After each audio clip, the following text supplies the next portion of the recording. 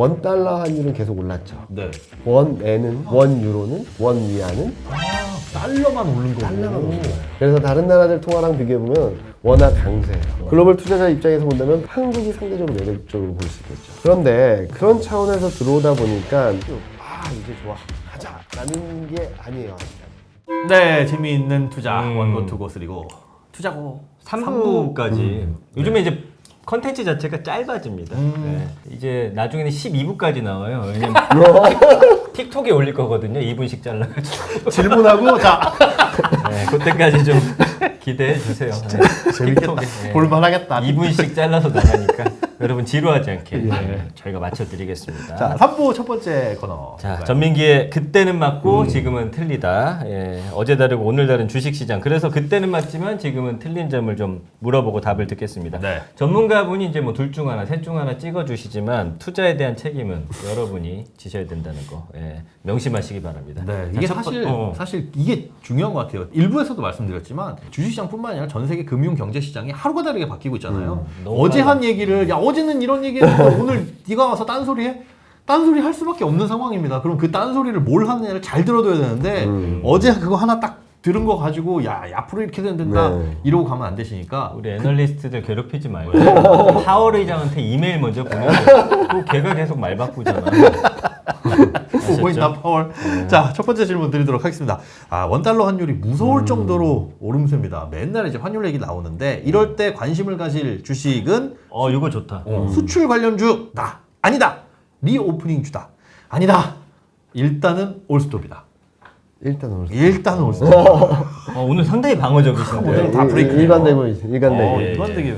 그 수출 관련주는 좋은 거 아니에요? 우리 여기서 만들어가지고. 진짜로 이런 질문 진짜 많이 너무 많이 받거든요. 그래요? 네. 좋은 질문이다. 왜냐면은 저희 회사 내부 회의에서도 매번 질문을 해요. 환율 오르면은 수출주 좋지 않냐. 근데 예. 제가 그때마다 말씀드렸던 건 그러면은 우리나라 외환위기 때는 코스피가 한 2,500, 3,000 갔어야 되고 2008년 금융위기 때는 한 5,000 갔어야 되지 않나. 환율이 그렇게 올랐는데. 또 수출에 의존하는 국가이기 때문에. 잘 생각해 보시면 네. 환율이 올라서 수출 경쟁력이 좋아질 수는 있겠지만 네. 전반적인 경기에 대한 불안감이 크기 때문에 환율이 오르는 거예요. 한국 경제가 별로 안 좋을 거다라는 생각을 하기 때문에 원화가 약세로 가는 거고 예. 전 세계적인 흐름들이 안 좋아질 거라고 생각하다 보니까 유로화 약하고 엔화 약하고 그러니까 달러가 강해지는 거거든요. 이런 것들 좀 생각을 해보시면 환율이 오른다고 무조건 수출주가 좋은 건 절대 아니다. 두 번째는 진짜 수출주가 좋아질 때가 있는데 언제냐면 환율이 쫙 올랐다가 완만하게 떨어지는데 경기가 회복될 때거든요.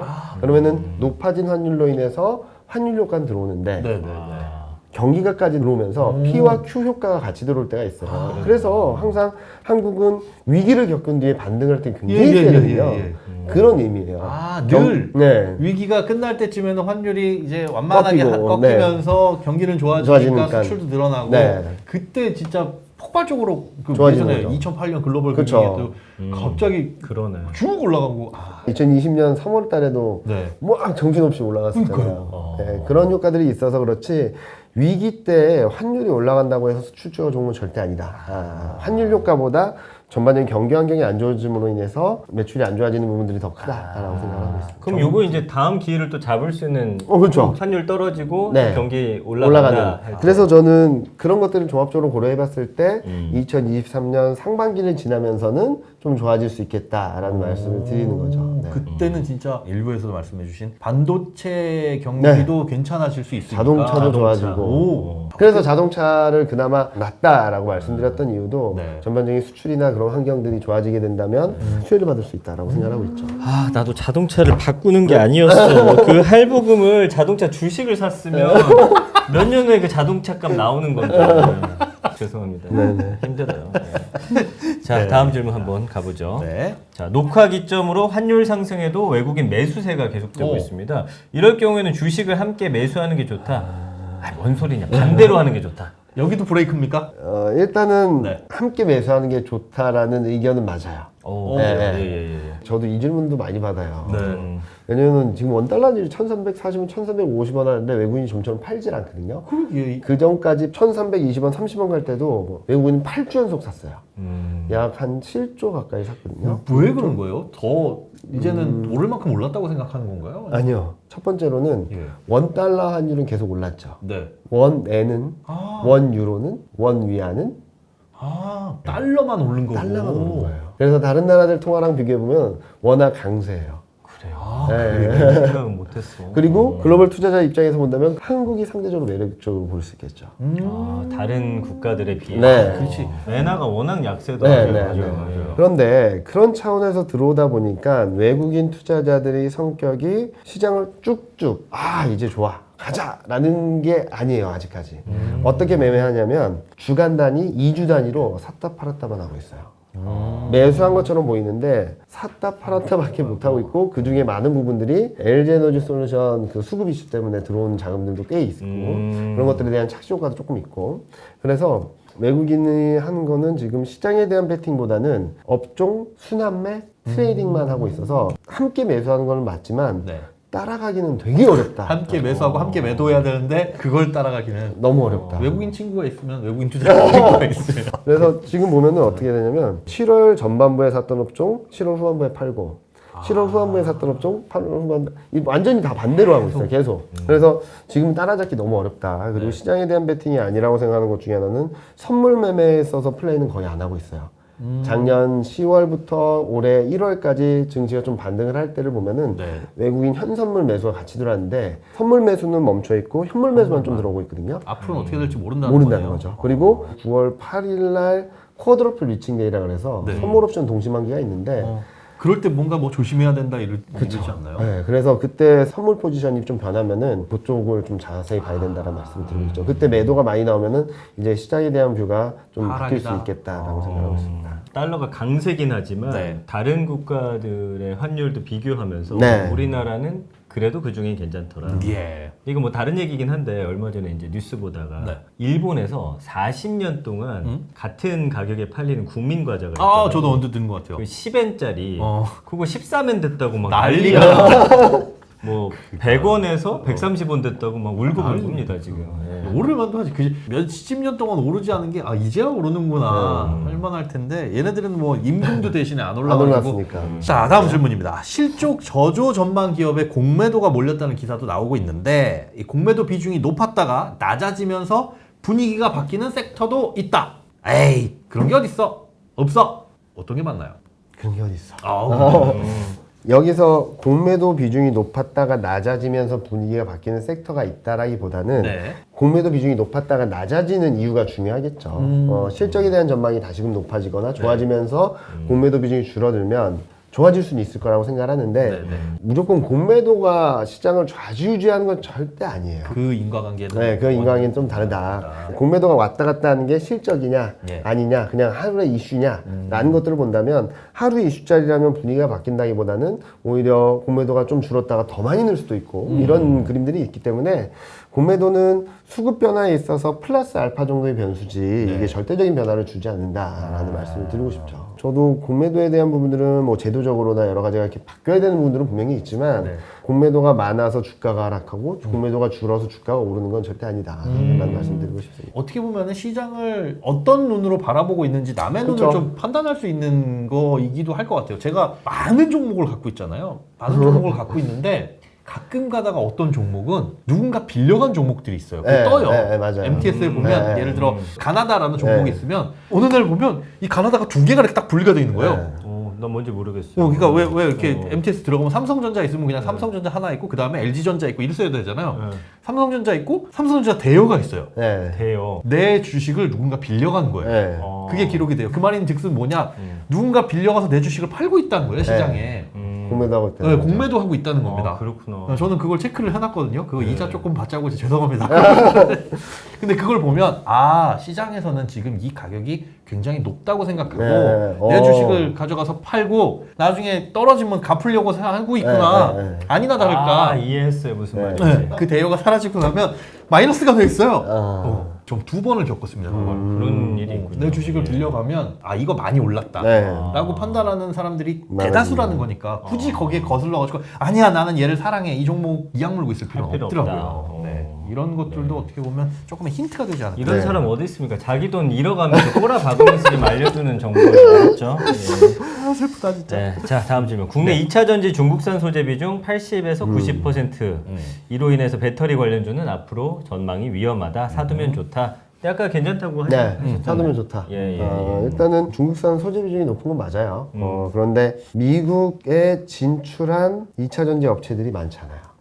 한국은 다 들어가 있는데 그럼 뭐 앞으로도 들어가기 힘들잖아요. 그렇죠. 예. 그러기도 하고 지금 중국산 소재 비중을 줄이라는 게 내일 모레 빵으로만 들어가 아니에요. 점진적으로 낮춰서 0으로 가자라는 거고 여기 과정에서 좀 조율할 것도 있고 필수 소재 쪽들이 중국이 꽉 쥐고 있는 것들이 몇 개 있기 때문에 네. 미국 입장에서도 이거를 무조건 옥죄다고 해서 답이 나오는 건 아니기 때문에 조금 점차 낮춰가는 과정을 시간을 좀 벌어줘야겠다라는 말씀 많이 드리고 있죠. 네네. 시간이 필요하다. 네. 알겠습니다. 자, 다음 질문 드리겠습니다. 아마 이 질문 많이 받으실 것 같은데 현재 코스피 뭐 현재라고 말하기도 애매해요. 이 방송이 나갈 때도 어떻게 될지 모르겠어요. 아까 봤는데 2,400대. 2,500 터치했다가 또 얼마 전에 2,400대 네. 왔습니다.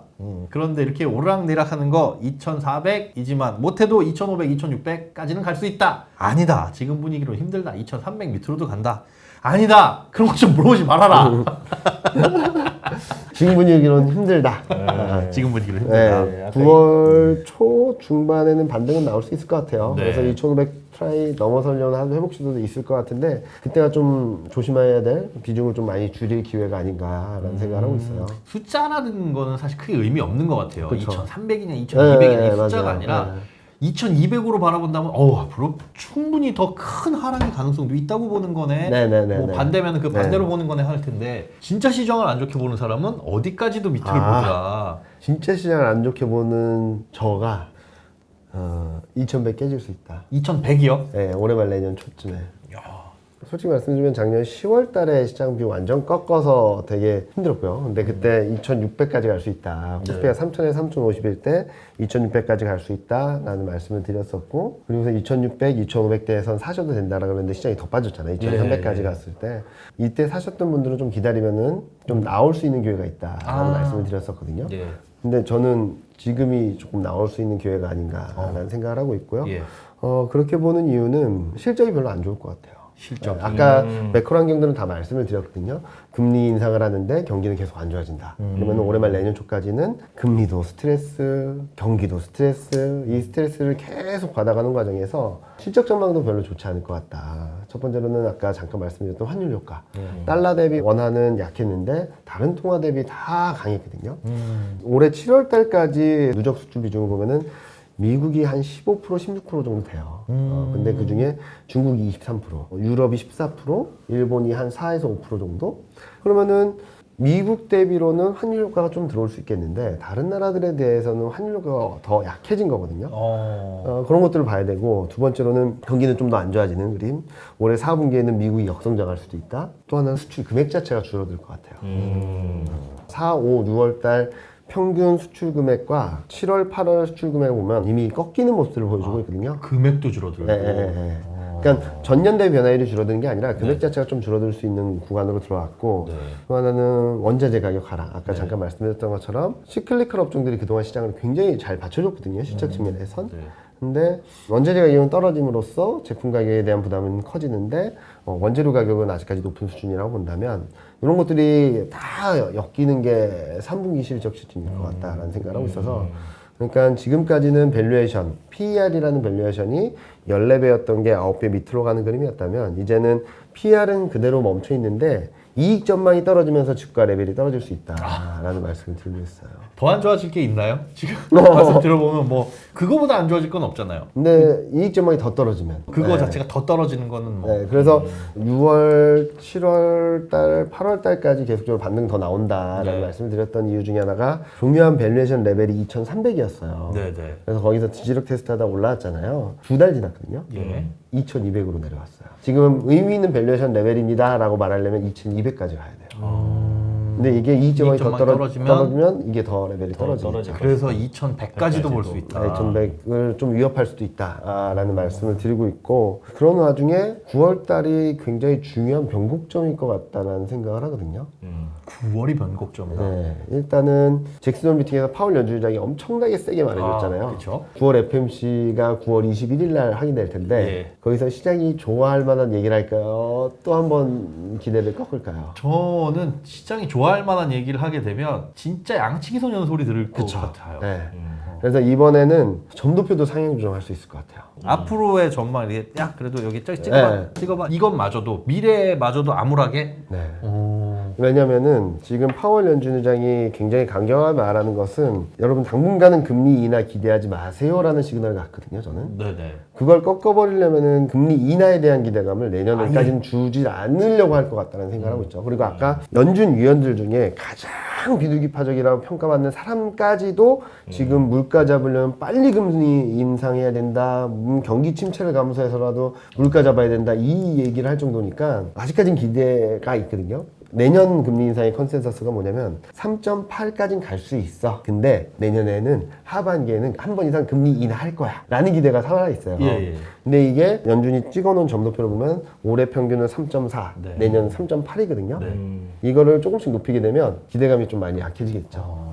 아예 그냥 그 기대의 싹을 짓눌러 버리는. 일단은 그거를 잘라놔야지 정책 효과가 먹힐 수 있다. 라는 생각을 할 수도 있을 것 같아요. 왜냐면은 3월 달에 한 번 실수했고 7월 달에 한 번 실수했다라고 생각을 하는 것 같아요. 3월 달에는 25bp 금리 인상을 했는데 시장은 전혀 안 먹혀요. 네.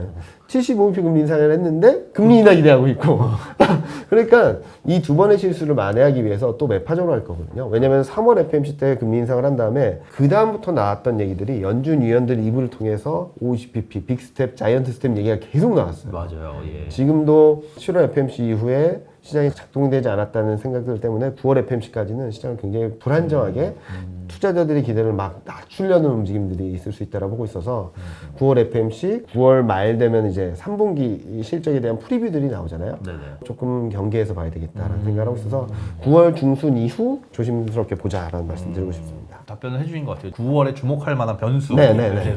그 외에 또 국내에서 지켜볼 변수 같은 건 혹시 그거는 있을까요? 실적 시즌이죠. 실적. 네, 이제 9월 중순 지나고 그러면은 주요 기업들의 프리뷰가 나올 거예요. 하나둘씩. 그때 어떤 스탠스지를 좀 보셔야 될 것 같아요. 아니면 7월, 8월, 9월 중순 지나면 이제 3분기 실적이 어느 정도 아웃라인이 나오기 때문에 거기에 대한 프리뷰를 낼 텐데 분위기가 괜찮은지 아니면 안 좋은지 좀 보셔야 될 것 같고, 그렇게 되면 4분기 실적도 레벨 다운 될 거고 내년 실적에 대한 불확실성도 커질 수 있기 때문에 좀 조심하자라는 말씀을 드리고 있고요. 또 하나는 미국 CPI. 8월 CPI가 9월 13일 날 발표되는데 저희 추석 연휴 직후예요. 그럼 9, 10, 11, 12, 13 화요일. 네. 좋게 나오면, 많이 낮게 나오면은 다행이다라고 하겠지만 레벨에 대한 문제들이 계속적으로 대두될 거거든요. 파월 연준의장을 비롯한 연준위원들이 2% 말하고 있는데 지금 8%입니다. 여기서 더 떨어져도 8%일 거예요. 야, 그럼 2% 언제 가니? 라는 생각을 하는 시점부터는 좀 불안정해질 수 있기 때문에 그러니까 물가 레벨이 지금 전망치가 8.2, 8.3 정도인데 예를 들어서 7자를 보게 된다라고 하면은 다행이다 하면서 한번 반등이 나올 수 있겠는데 사람 웃긴다. 4%만 오른다고 나도 그것 때문에 웃었어. 전 세계 망할 것처럼 하더니 그러니까 그런데 단기적으로 그럼 똑같은 말이에요. 다행이다라고 하겠는데 레벨에 대한 고민이 들어오기 시작하면서부터 이거 뭐지? 큰일 났다 라는 생각을 할 수 있어서 그때 뭐 만약에 예를 들어서 반등이 세게 나온다라고 하면은 좀 많이 정리하자. 또는 추석 전에 일정 부분 정리를 해서 넘어가는 게 좀 편할 수 있겠다라는 말씀 드리겠습니다. 9월이 또 중요한 시점이 되겠네요. 이것저것. 저는 이분 옛날에 막 장 좋고 할 때는 이렇게 잘하는지 몰랐어요. 그때는 나와갖고 다 잘 된다고 옥석을 가리기 힘들었는데 힘든 시장을 분석해 주시는 걸 보니까 굉장한 실력자구나 알 수가 있었습니다. 감사드립니다. 오랜만에 저희하고 이제 저희 두 사람과는 진짜 오랜만에 진짜 투자고 왔는데 어떠셨나요? 일단은 너무 분위기 좋게 해주셔서 감사한데 좋은 말씀을 많이 못 드려서 죄송하다는 말씀을 드리겠고요. 분명히 근데 지금 상황이 안 좋고 앞으로도 안 좋아진다면 궁극적으로 좋아지는 국면으로 가까워지고 있다라고 말할 수도 있거든요.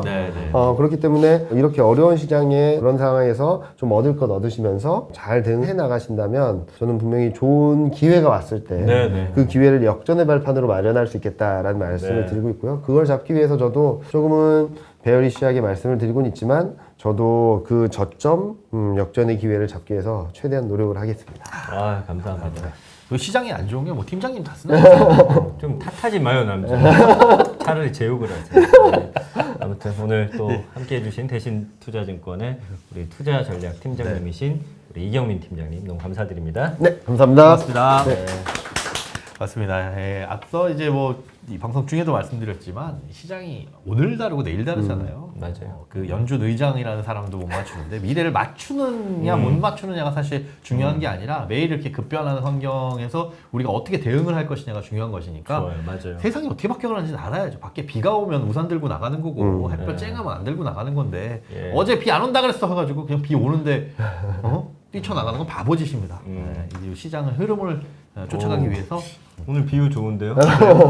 잘했어요. 적어놨다 어디 가서 또 써야지. 자, 저희도 여기서 인사드리고 다음 시간에도 또 굉장한 인사이트 가지고 예. 돌아오도록 하겠습니다. 네, 구독과 좋아요, 알림 설정까지 꼭 부탁드리고요. 저희는 또 다음 시간에 네. 만나도록 댓글도 하겠습니다. 많이 남겨주시고요. 네, 원고, 투고, 쓰리고 투자고!